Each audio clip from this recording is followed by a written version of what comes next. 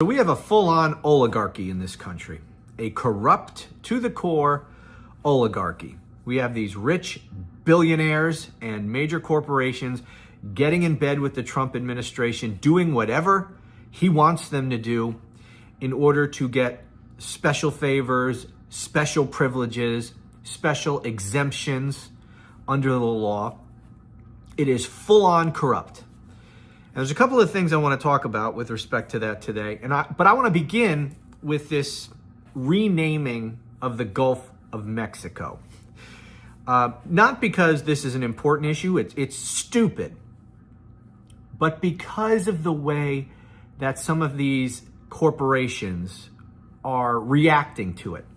Because as I explained to you when this was first announced, Donald Trump has no authority to rename the Gulf of Mexico. We don't own the Gulf of Mexico. Trump has no more legal authority to rename the Gulf of Mexico than he does the Atlantic Ocean. And in fact, if you actually read the executive order, as I did on a previous video, he doesn't even attempt with his executive order to rename the whole Gulf of Mexico. The executive order specifically only renames the portion of the Gulf of Mexico that is immediately adjacent to American soil and only going out as far as the continental shelf. And even that, he doesn't have complete authority to do. Because, correct me if I'm wrong, but I believe international law is that a country has control, ownership rights over 12 miles out to sea from their coastline. So we only control and have right to rename that part of the Gulf of Mexico that is immediately adjacent to American soil and goes out into the water 12 miles. The rest of it, we have no authority to name, and Donald Trump actually, beyond what I just described, he doesn't even attempt to. Yet, we have Google now changing the name of the Gulf of Mexico. If you look up on Google, if you Google the Gulf of Mexico, it will show the Gulf of Mexico, but it'll say Gulf of America. And it puts it right in the middle of the Gulf of Mexico. The words Gulf of America right there in the middle. And by the executive order, he doesn't even attempt to rename the middle of the Gulf of Mexico. Yet, Google went ahead and changed it to Gulf of America. Now, from what I understand, if you look up Gulf of Mexico from another country outside of the United States, it will still say Gulf of Mexico, but in parentheses, it'll say Gulf of America. Apple, however, from what I understand, from what I've heard from people outside the country, is that if you look up the Gulf of Mexico on Apple, and you're in another country outside the United States, it says Gulf of America. So why would they do this? I mean, these are not stupid people. They have legal counsel who could read this executive order and say that and see very clearly that Trump doesn't even attempt to rename the whole Gulf of Mexico. So why would they do this? Because that's what Donald Trump wants them to do. Hopefully, when we elect a Democrat in 2028, as I hope we will, that new president can, with the stroke of a pen, undo all of Donald Trump's ridiculous executive orders and go back to calling the Gulf of Mexico the Gulf of Mexico. Because this whole thing is just so ridiculous and we shouldn't be engaging in this nonsense. And by the way, in terms of naming international bodies of water, that's done by international agreement. So Donald Trump can't just go around renaming things. Like I said, he can't rename the Atlantic Ocean. And what if he did? What if he issued a ridiculous executive order saying the Atlantic Ocean is now called the Ocean of America? Will Google and Apple go along and change the name of the Atlantic Ocean because that's what Donald Trump wants? I don't know. Okay, anyways, the second thing I want to get to with respect to this oligarchy is Donald Trump has issued an executive order, you might have seen this, where he is stopping enforcement of the Foreign Corrupt Practices Act. And, you know, as as head of the executive branch charged with executing the laws, he can order his Department of Justice to stop enforcement of that. Now, that, in my opinion, is unconstitutional. That is not prosecutorial discretion, because you'll hear that said, oh, that's within his prosecutorial discretion. It's not. His primary obligation as head of the executive branch is to see that the laws of the United States are faithfully executed. That is the job of the executive, to execute the laws. He can't pick and choose which laws he wants to enforce and which laws he doesn't. So this blanket refusal to enforce the Foreign Corrupt Practices Act is unconstitutional. Now, prosecutorial discretion is something different. That is when, as prosecutors, you have, and this is prosecutors, not just enforcing the law generally speaking.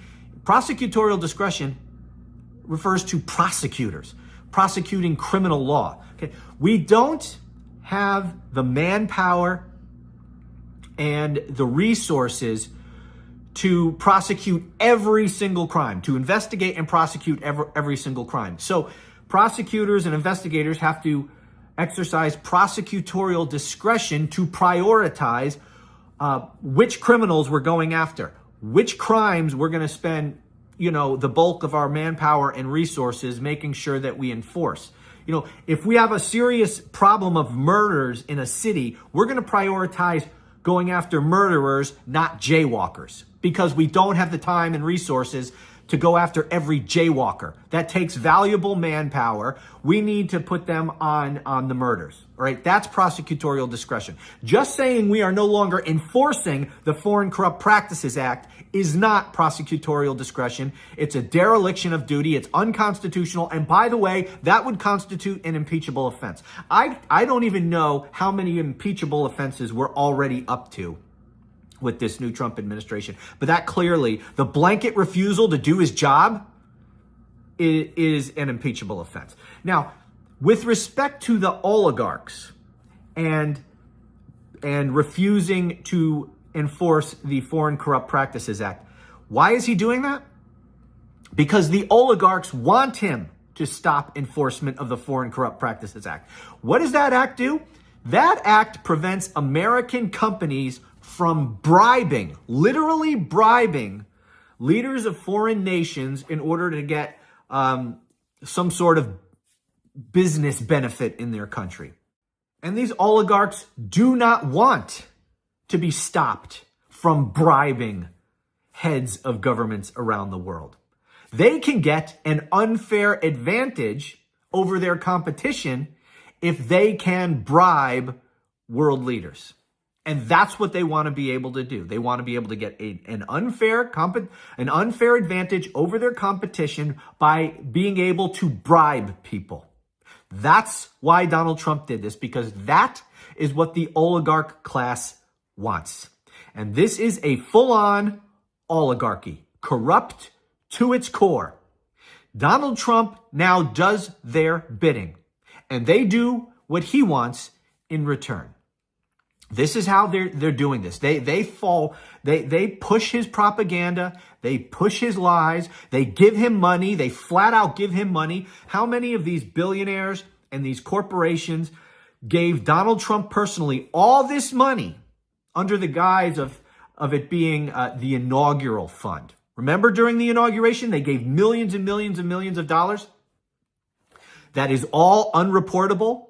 We don't know how much, we don't know where this is going, but you know damn well that Donald Trump had it set up so that all that money would go directly into his pocket. So we have these oligarchs paying him directly. We have them kowtowing to whatever the hell Donald Trump wants. Another thing they're doing is paying him off under the guise of lawsuit settlements. And I'm going to talk about this more because there's a video I specifically want to do on this. But that's happening.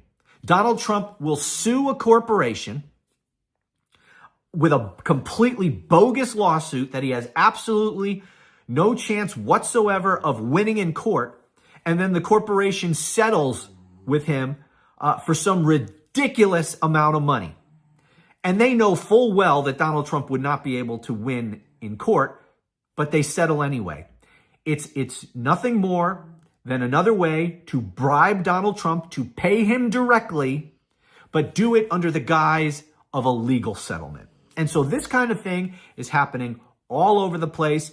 The oligarchs are running the show. Look, we had the chief oligarch yesterday, Elon Musk, acting like president in the Oval Office, acting like a disrespectful and immature president, wearing a freaking hat, a baseball hat in the Oval Office with his, son doing gymnastics on his head, picking his nose and all this other kind of crap.